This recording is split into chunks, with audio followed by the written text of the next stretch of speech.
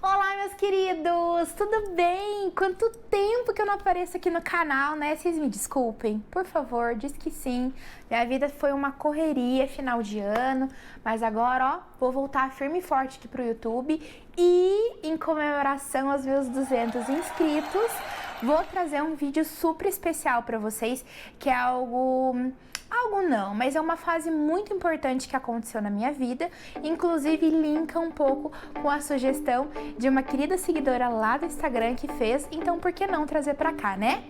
Vem comigo comemorar!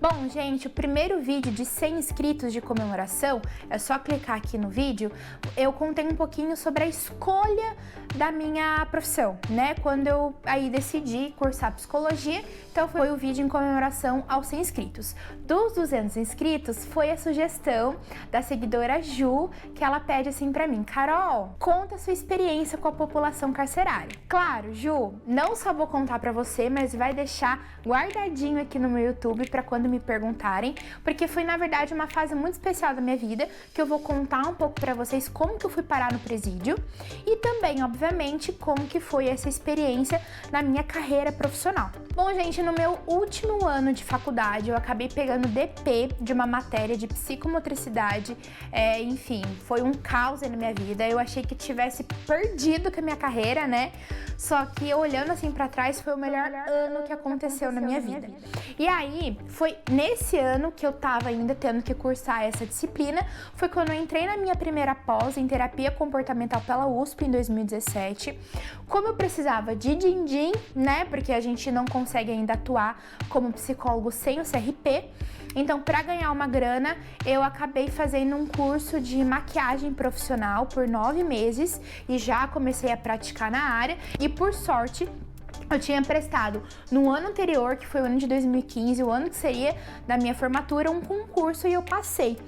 Então, se eu tivesse formada, eu não conseguiria fazer esse estágio, então coincidiu aí o útil ao agradável e foi quando eu fui parar no presídio. Então, além de eu estar fazendo a ADP, fazendo a minha pós, atuando e trabalhando na área de maquiadora, eu comecei também a trabalhar no presídio. Como foi um estágio que não era mais obrigatório, eu fiz voluntário, né? Então, assim, foi super gostoso, foi uma experiência incrível. E aí, como que foi, né? Quando eu passei aí nesse concurso, eu falei assim, eu vou.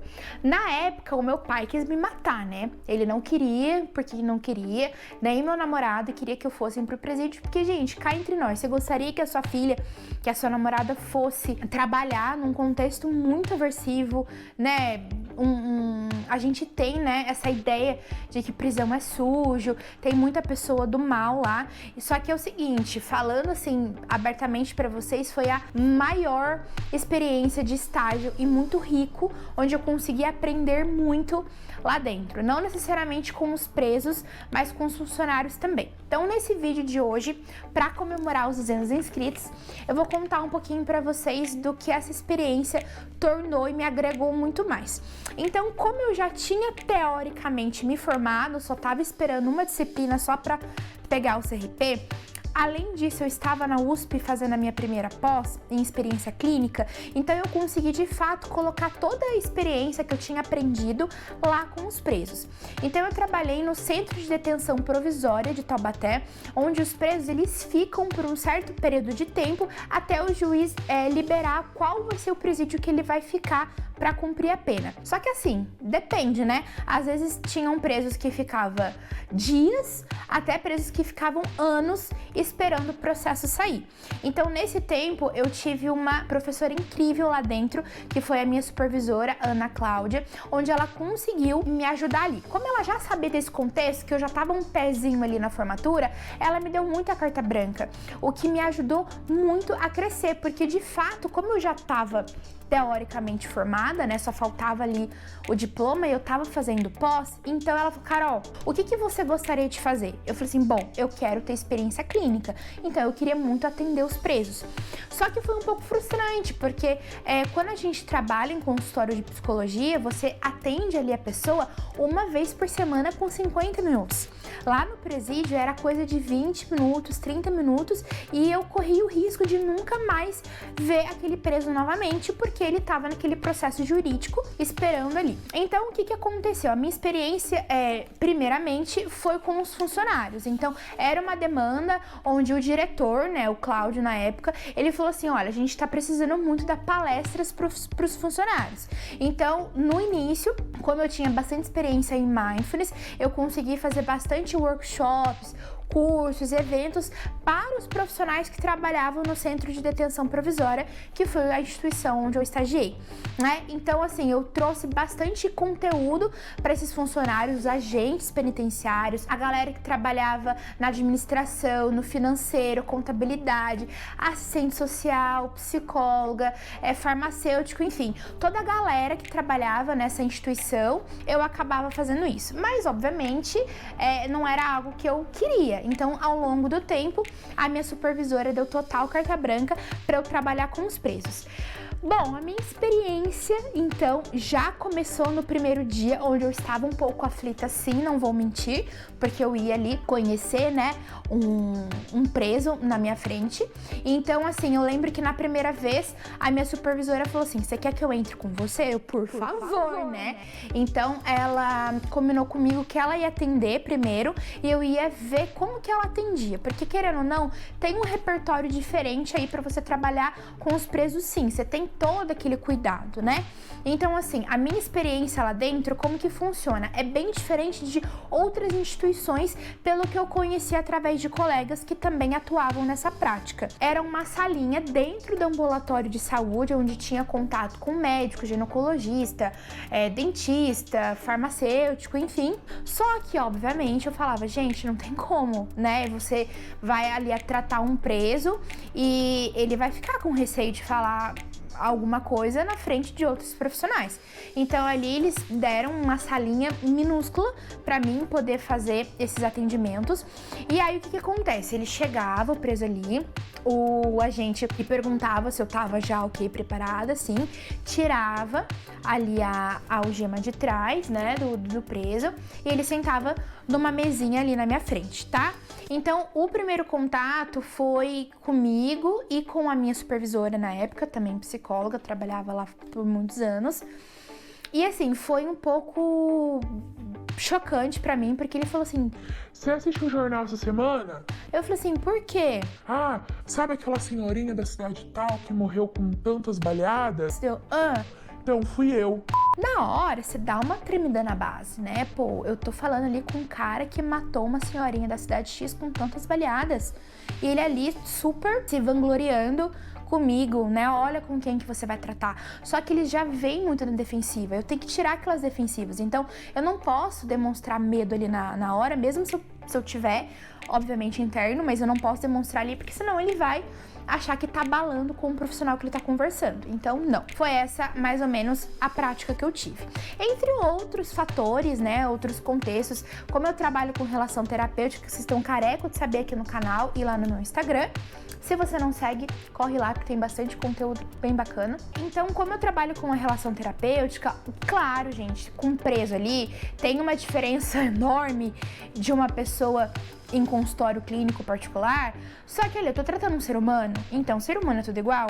Então eu tenho também que tirar as minhas crenças, as minhas ideias, os meus preconceitos, as coisas que eu escuto de pessoas tanto dentro do presídio quanto fora, pra eu me cuidar, pra eu me policiar. Então ali é uma pessoa conversando com outra pessoa que tem dores, que tem sofrimentos, que tá ali independente do contexto, de qual foi o crime, de qual foi o contexto, ela tá sentindo dor e ela tá pedindo uma ajuda psicológica. Então, tem dois tipos de fatores que fazem com que um preso fosse até o atendimento clínico conversar com um psicólogo, no caso eu. Primeiro, aconteceu alguma coisa, ele escreve uma cartinha, manda pro agente e o agente manda pro nosso ambulatório, a gente lê e avalia se ele vai entrar em primeiro lugar ou se ele espera um pouquinho para ser chamado, porque tem uma lista muito grande, né, de atendimento e não dá para atender todo mundo, infelizmente.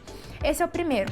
O segundo fator é quando acontece alguma briga, acontece algum fator ali que nós psicólogos precisamos intervir e a gente acaba chamando esse preso para conversar.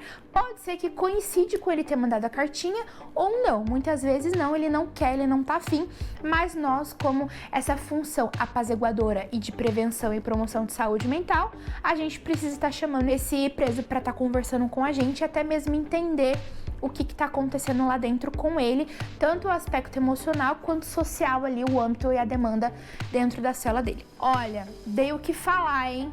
Nesse centro de detenção provisória que eu trabalhei, porque como eu fui uma estagiária já com um pezinho na formatura, eu tava doida, eu tava com sede para poder atender. Então eu trabalhava nos meus atendimentos do jeito que eu sou com os meus clientes no consultório. Essa pessoa fofa, carinhosa, simpática, assertiva. Eu não conseguia ver ali do meu lado que era um preso, entende? Eu queria muito colocar na prática, literalmente, o que eu aprendia lá na pós na USP. Então, deu muito bafafá nesse meu estágio, porque começou a lotar de cartinha dos presos querendo ter atendimento com essa psicóloga que era novinha. Claro que tem um certo medo de, tipo, por que será que eles estão querendo ter um apoio agora, né? Tem todo o contexto de vestimenta, a gente não podia ir com decote, obviamente. Eu ia com camiseta, o jaleco inteirinho, com abotoado, ia de calça jeans, ia sem maquiagem, cabelo preso, pra assim, de todos os fatores não ter nenhum certo tipo ali de achar que estão dando em cima de mim, enfim. Claro que acontece, são humanos, com privação, né, de várias outras coisas que a gente sabe que acontece, mas lá eu deixava muito claro que eu tô lá pra te ajudar. O que você pode usufruir de mim nesses 20 minutos para deixar você com mais saúde mental e qualidade de vida aqui dentro. Então eu fazia aplicação de mindfulness com esses presos no meu atendimento, claro que era muito pouco tempo, tentava analisar com ele brigas, como amenizar a saudade da família, a vida dele lá fora. Então, assim, eram sessões rápidas, mas como eu podia ali naquele momento de intervenção breve ajudar ele. Então, era muito comum ele voltar para a cela e falar que a sessão foi muito boa. Então, foi quando começou a surgir alta demanda de procura para conversar com o psicólogo, especificamente a minha pessoa. E aí, nesse tempo que eu fiquei lá, acabavam tendo bastante eventos e eu pedia pro diretor se eu não podia fazer uma palestra ao invés dos profissionais do presídio para os presos em si. Então teve uma palestra que eu dei que tinha, eu acho que de 150 a 200 presos mais ou menos. Foi um evento bem grande que era disponibilizado para os presos. Eu acabei dando essa palestra de mindfulness lá e habilidades sociais. Então foi muito legal, foi uma experiência assim, eu fiquei bem apreensiva, tipo, meu Deus, né, com microfone, muita gente assistindo, então foi uma experiência bem bacana. Então eu acho, gente, que uma experiência que me agregou muito foi conseguir ver esses presos como seres humanos, como pessoas. Então eu puxava a orelha assim, eu dava várias ideias, eu sugeria livros para eles lerem lá na estante, que eles têm essa opção deles voltarem a estudar, de como que eles podem usufruir do que eles estavam aprendendo comigo ali, para quando eles fossem para outra detenção, né, para outro presídio, e inclusive para quando eles pudessem ter oportunidade de ficar com a família, de evitar brigas, etc. Então, mais ou menos foi essa experiência. Aí, paralelamente a isso, depois do meu estágio, como foi muito bacana, muito enriquecedor para mim, obviamente que eu fui para as redes sociais divulgar o trabalho que eu fazia, né? E aí, com isso, eu fui convidada por uma jornalista para fazer o TCC dela, né, na época da faculdade, para eu ajudá-la numa entrevista, um dos capítulos do livro dela, que consequentemente, né, se tornou um livro, que foi da época do TCC, que foi esse aqui, vou mostrar para vocês, ó. A Verônica, ela escreveu esse livro e me convidou para participar de um dos capítulos, que foi uma das experiências mais incríveis que eu pude ter. Esse livro aqui, ó, Do Lado de Fora, a vida de ex-detentas em Taubaté, São Paulo, Verônica Monteiro, tá? Então, eu contribuí para um dos capítulos do livro da Verônica e acabou vindo muito mais experiências. Já dei muitas entrevistas, já dei muitas palestras, eventos sobre esse tema específico por conta desse contexto, né? Então, uma das dicas que eu dou aí pra vocês, gente, de verdade mesmo, esse ano de 2016, que parecia que minha vida ia acabar, que eu peguei essa DP, na verdade foi um dos melhores anos da minha vida de experiência acadêmica, porque eu consegui fazer muita coisa, cresci muito com isso. Então, a minha experiência carcerária, explicando aí nesse vídeo, né, pra Ju, a seguidora lá do Instagram, e pra todos vocês em comemoração aos meus 200 inscritos aqui no canal. Agradeço muito por vocês estarem aqui compartilhando, divulgando, assistindo, curtindo, comentando, porque é graças a vocês que daqui a pouco a gente vai aí pro vídeo de comemoração de 300 inscritos, se Deus quiser.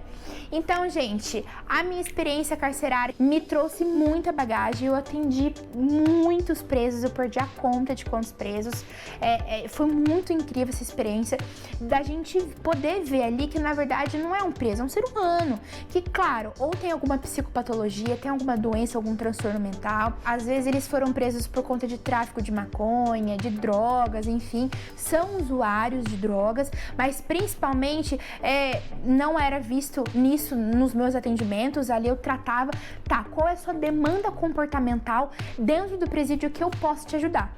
Então foi uma experiência muito legal, porque eu consegui colocar em prática tudo que eu aprendi na minha pós, num atendimento clínico tradicional, individual e particular, ali com presos. Então tenho certeza que eu ajudei muito as pessoas que passaram por mim e eles também me ajudaram muito na experiência.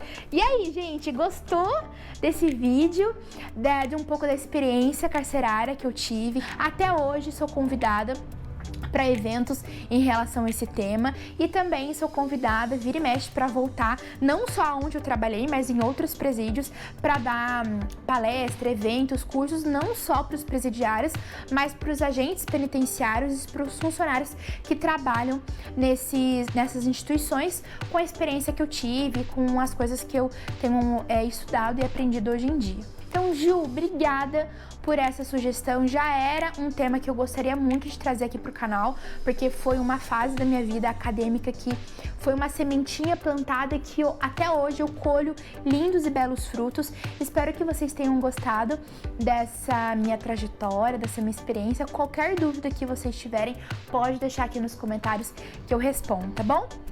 Um beijo e até breve no próximo vídeo.